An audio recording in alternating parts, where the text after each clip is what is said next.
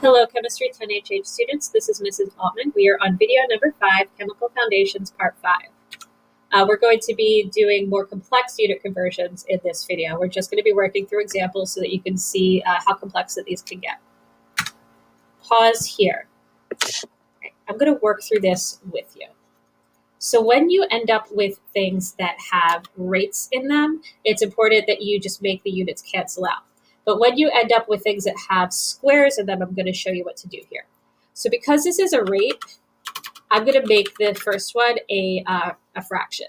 So 88 houses for 1 square mile. So before I go ahead and convert from square miles to square kilometers, you're going to recognize that the sheet that I gave you doesn't have anything for squaring square kilometers to square kilometers, square kilometers to square miles. That's not a problem. So what I do is I take my unit factor that I do have, which is that 1 mile is equal to 1.609 kilometers, and I square that. And then my square miles cancel with square miles and left with square kilometers. I don't need to do anything with the houses because I want my final units to be in houses. And then I am able to just run the calculation. I'm still going to round to 2 significant figures.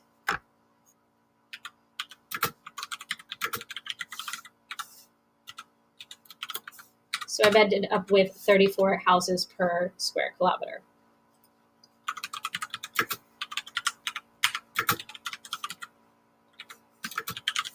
Right, so the second one, I don't have any squaring in there. It's just the fact that it's a fraction that this is a little bit trickier. So I'm going to convert first from miles to meters.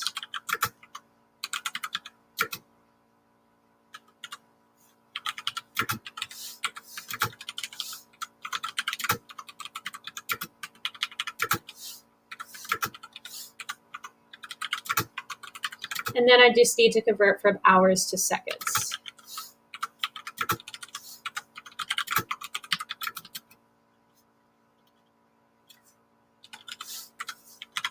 And make sure that all of my units cancel out, and then I can just put this through my calculator and I round to 4 significant figures.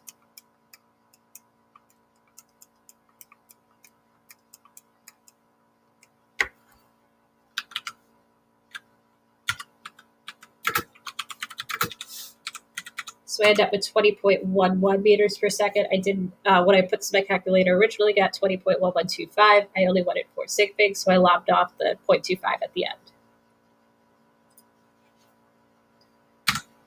Pause here.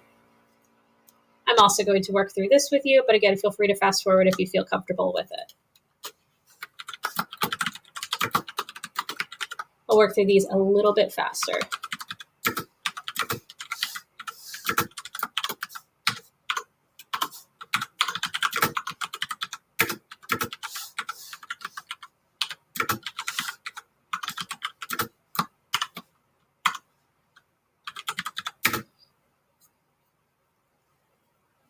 So then I'm going to need to convert this to centimeters first before I can convert to meters.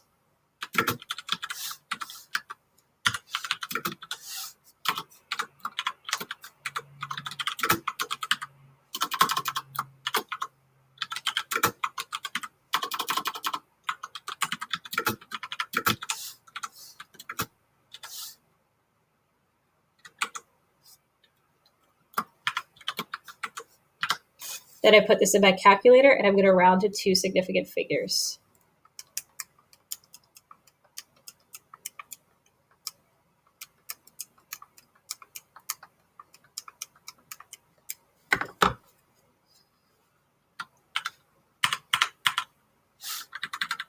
So because of significant figures, I'm rounding this to 25,000, and that is kilograms per square meter. And then I've got one more, so we're going to do 45 grams for 1 cubic centimeter. I don't need to do anything with the grams.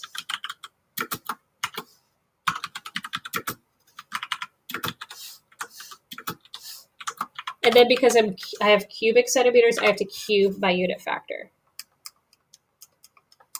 Also, I want to have 2 significant figures here.